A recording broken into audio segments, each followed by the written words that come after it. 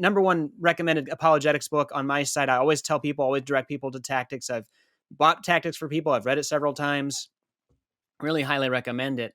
And Thank you. one of those tactics is dealing with questions, and you call it the Columbo tactic. And Yes, for that's those right. of us, for those of us who grew up with a remote control and didn't have to walk up to the TV and change the channel, who's Columbo, and why is it the Columbo tactic? I, thanks to YouTube, am aware of who Columbo is. Yes, right. Probably wasn't before your book.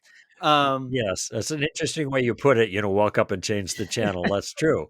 Those were the days, right? And but Columbo is a TV character. He's iconic. In fact, he's the number one TV icon of all time, more memorable even than Lucy. And people are saying, "Who's Lucy?" Well, never mind.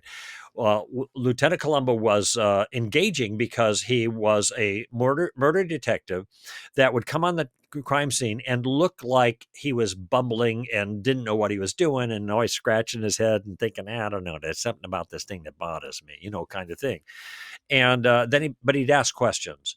And then he'd ask questions first to gather information. But then when he gets an idea of who the bad guy is, he starts asking more particular questions relative to his suspicions, but he's not letting on. Okay, so he's under the radar the whole time until he's gathered all of his information, then he can make his final point. Okay, now this question asking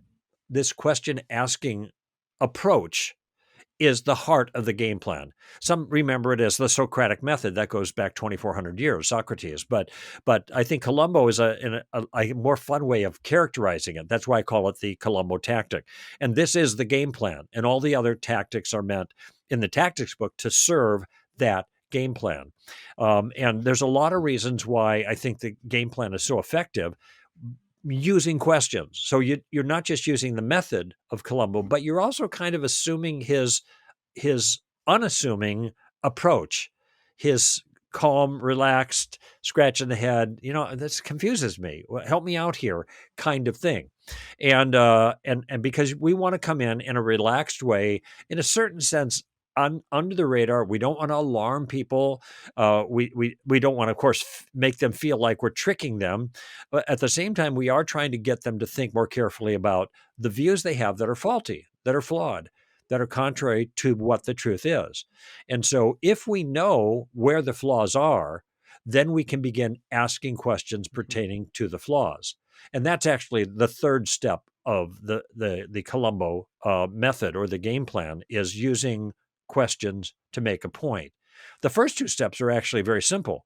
We're just gathering certain types of information. We're trying to understand what the person's view is. That's the first step. And a model question would be, what do you mean by that? Or some variation. And the second step is just to figure out why they believe what they believe. I call it reversing the burden of proof. And some form of the question, well, how did you come to that conclusion? Now, Clay, you know this from reading the book, but those first two steps are like radically simple. I mean, anybody can do this. You can be a brand new Christian and you're just being a student of the other person's views. But there's real value in using questions to for those first two steps. For one, questions are dialogical. They allow you to interact with the other person. You're asking questions to gain information from about their view or the reasons for it. You're not fighting them.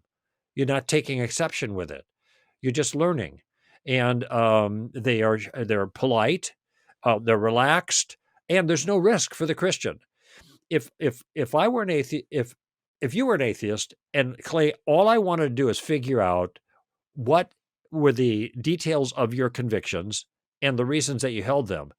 Obviously, I'm not pushing my view in any sense on you.